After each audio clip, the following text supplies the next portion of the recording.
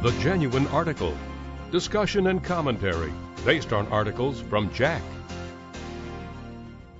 Hello, I'm Tony DeMaria, the editor of JACC, and welcoming you to another issue of The Genuine Article. And today we're going to be talking to Dr. John Webb, and John is well known to everyone. I think he's really been one of the major pioneers in the percutaneous placement of prosthetic valves, particularly aortic valves, and he's got a paper in our forthcoming focus issue on valvular heart disease on the latest developments in technique for positioning prosthetic aortic valves percutaneously. John, why don't you tell us about this advance? Well, I thank you very much for having me here. I think there's a number of advances coming along, and we just described one of them at a period of time, in particular with the balloon expandable valves, the steady improvement in terms of the valve itself, with the development of the new SAPIEN valve, and more recently even the SAPIEN XT valve, which allow lower and lower profile systems, and newer delivery catheters that are less traumatic and lower profile. And this is really, I think, the development. We described the experience with 25 patients utilizing a new delivery system with the balloon expandable valve, and success in all 25 and no mortality in this high-risk group. So I think that's in and of itself is a statement that this technology is arriving.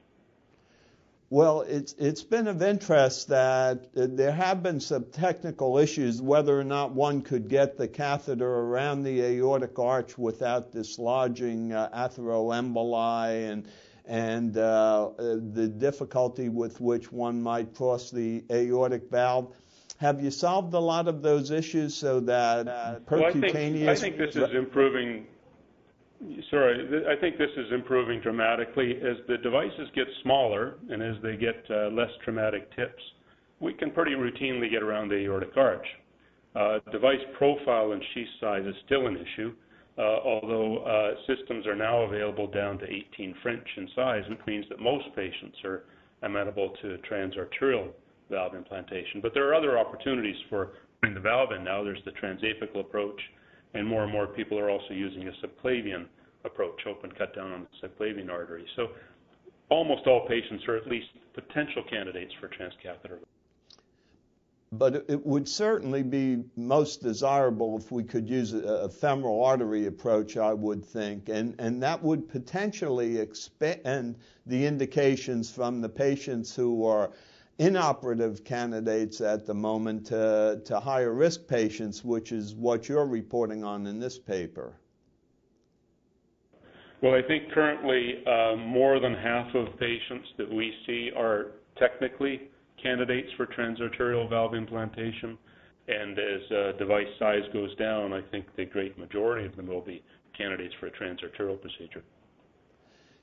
How does this new valve that you've been working with compare with some of the alternate valves that are being used, like the core valve? Well, I think these are both very good valves, certainly better than the valves the patients come to us with. Typically, with either of these types of valves, valve area goes from, say, 0.6 square centimeters with aortic stenosis up to around 1.6, 1.7 square centimeters after implantation of the new valve. And that's true of the Cribier-Edwards valve, the SAPIEN valve, the newer SAPIEN XT balloon expandable valve, and the core valve. They all have somewhat comparable valve areas. They have excellent hemodynamics. These valves, remember, don't have sewing rings, so they tend to have better hemodynamics than surgical valves that would be put in similar sized patients. We have some data to show that in the case match study. Well, I was really impressed. This paper you have impressed. 30 patients all successfully treated with, as you say, a change in valve area up to about 1.6 square centimeters. Where do you see the field going, and in what time frame? Well, I think this was 25 patients, and although we had no mortality in this high-risk group, I would have to say that this is a brief vignette, and I have no misconceptions, but that there will be mortality with this procedure. It's not without risks, as is conventional surgery, but the risks differ. I think, though, that with time, the risks will continue to fall, and we're looking at a procedure that routinely should have a mortality that's, I believe, comparable with surgery in even perhaps lower risk groups. We're not ready to be doing lower risk patients who are good candidates for aortic valve surgery, but within 5 years, I think that's going to be happening, and we'll see more procedural 30-day mortality rates in the low single digits much more routinely. This procedure is becoming much more widespread. There'll be over 2,000 this year alone, and growth is forecast to be quite dramatic over the next 5 years. Long-term follow-up? Well, long-term follow-up's a problem. You know, the longest-term follow-up we have is anecdotal, out to 5 years. We have many patients out to 4 years now in Vancouver. We continue to follow. Interesting, there's really been no late structural valve failure reported as yet with either of these types of valves. So they appear to be relatively durable. Certainly for the patient group we're doing now, they're adequately durable.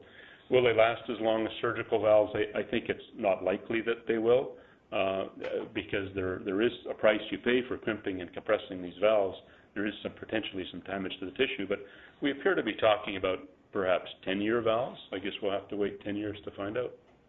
Well, it's certainly very, very encouraging. The field is moving rapidly, and thanks very much for sharing your own progress with us. For the Genuine article, I'm Tony DeMaria.